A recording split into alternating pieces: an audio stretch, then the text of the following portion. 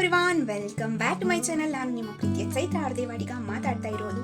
ಬ್ರಾಹ್ಮಿ health care ಕ್ಲಾಸ್ಗೆ ಸ್ವಾಗತ, ಸುಸ್ವಾಗತ. ಇವತ್ತಿನ ವಿಡಿಯೋದಲ್ಲಿ ನಾನು ನಿಮಗೆ ತಿಳಿಸಿಕೊಡ್ತಾ ಇದ್ದೇನೆ ಒಂದು ಉತ್ತಮವಾದ ಮಾರ್ನಿಂಗ್ ಹ್ಯಾಬಿಟ್ ಹೇಗಿರಬೇಕು ಅನ್ನೋದು.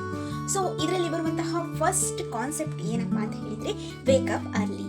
ಯಾವಾಗ ನೀವು ಬೇಗ ಎದ್ದೇಳ್ತೀರೋ ನಿಮ್ಮ ಬಾಡಿಗೆ ಒಂದು ಫ್ರೆಶ್ನೆಸ್ನ ಫೀಲ್ ಆಗಲಿಕ್ಕೆ ಸಾಧ್ಯ ಆಗ್ತದೆ. ಸೊ ಒಂದು ದಿನವನ್ನು ಪವರ್ಫುಲ್ ಆಗಿ ಸ್ಟಾರ್ಟ್ ಮಾಡಲಿಕ್ಕೆ ಈ ಒಂದು ಹ್ಯಾಬಿಟ್ ತುಂಬಾನೇ ಹೆಲ್ಪ್ಫುಲ್ ಆಗ್ತದೆ. Drink warm water. ಸೊ ನೀವು ಬೆಳಿಗ್ಗೆ ಬಿಸಿ ನೀರನ್ನು ಕುಡಿಯೋದ್ರಿಂದ ಏನಾಗ್ತದೆ ಅಂತ ಹೇಳಿದ್ರೆ, ನಿಮ್ಮ ಸ್ಟಮಕ್ ಕ್ಲೀನ್ ಆಗ್ತದೆ.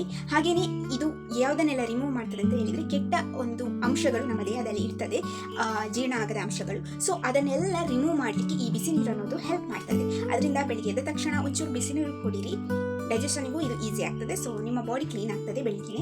ನೆಕ್ಸ್ಟ್ ಏನಪ್ಪಾ ಅಂತ ಹೇಳಿದ್ರೆ, stretch your body.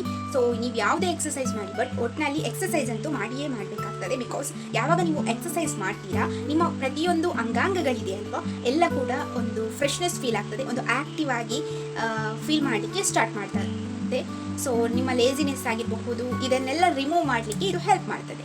Then brush your teeth. ದಿನಕ್ಕೆ 2 ಬಾರಿ ಬ್ರಷ್ ಮಾಡೋದು ತುಂಬಾನೇ ಒಳ್ಳೆಯದು. ಬೆಳಿಗ್ಗೆ ಒಮ್ಮೆ, ರಾತ್ರಿ ಒಮ್ಮೆ. ನಿಮ್ಮ ಹಲ್ಲು ಚೆನ್ನಾಗಿ ಇರೋದ್ರಿಂದ not only for your teeth, ಇಡೀ ಬಾಡಿಗೆ ತುಂಬಾನೇ ಬೆನಿಫಿಟ್ ಇದೆ ಅಂತಾನೆ ಹೇಳ್ಬಹುದು.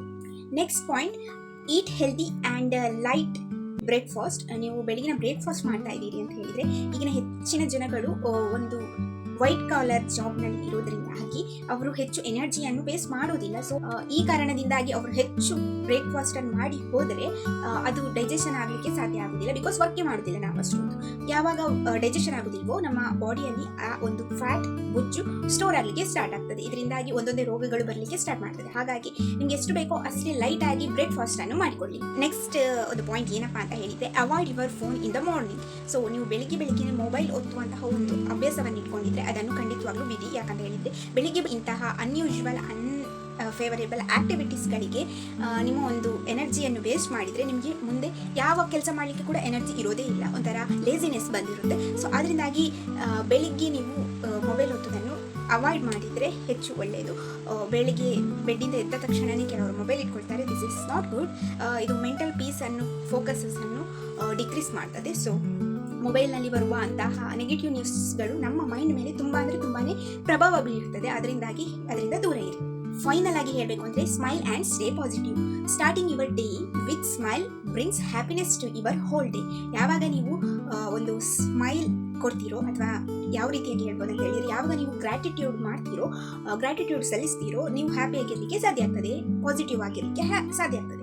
ಸೊ ಹಿಂದಾಗಿ ನೀವು ಬೆಳಿಗ್ಗೆ ಎದ್ದ ತಕ್ಷಣವೇ ಗ್ರ್ಯಾಟಿಟ್ಯೂಡನ್ನು ಮಾಡಿ, ಅಥವಾ ನೀವು ಎದೆ ಹತ್ರ ಕೈ ಇಟ್ಕೊಂಡು ನಾನು ಖುಷಿಯಾಗಿದ್ದೇನೆ, ನಾನು ಕಾನ್ಫಿಡೆಂಟ್ ಆಗಿದ್ದೇನೆ ಅಂತ ಹೇಳ್ಕೊತಾ ಫೀಲ್ ಮಾಡಿ, ನೀವು ಖಂಡಿತವಾಗ್ಲೂ ರಿಲ್ಯಾಕ್ಸ್ ಫೀಲ್ ಮಾಡ್ತೀರಿ. ಇದು 100% ಗ್ಯಾರಂಟಿ ಇದೆ. ಬಟ್ ಫೀಲ್ ಮಾಡಬೇಕು ಅಷ್ಟೇ.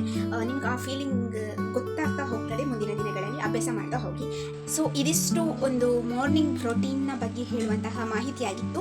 ನಿಮಗೆ ಈ ವಿಡಿಯೋ ಇಷ್ಟ ಆಗಿದ್ರೆ ಲೈಕ್ ಮಾಡಿ, ಶೇರ್ ಮಾಡಿ, ಸಬ್ಸ್ಕ್ರೈಬ್ ಮಾಡಿ. ಹಾಗೆಯೇ ಡಿಸ್ಕ್ರಿಪ್ಷನ್ ಓದೋದನ್ನು ಮರಿಬೇಡಿ. ಯಾಕಂತ ಹೇಳಿದರೆ ನಾನು ಇಲ್ಲಿ ಕೊಟ್ಟಿರುವ ಮಾಹಿತಿಯನ್ನು ಬರೆದು ಹಾಕಿರ್ತೇನೆ. ಸೊ ಅದನ್ನು ನೋಡ್ಕೊಳ್ಳಿ. ನೀವು ತುಂಬಾ ಹೆಚ್ಚಾಗಿ ನೆನಪಿಡಲಿಕ್ಕೆ ಸಾಧ್ಯ ಆಗ್ತದೆ ಯಾವಾಗ ನೀವು ಬರೆದದ್ದನ್ನು ವಿಜುವಲೈಸ್ ಮಾಡ್ಕೊಳ್ತೀರೋ ಆ ಟೈಮಿಗೆ.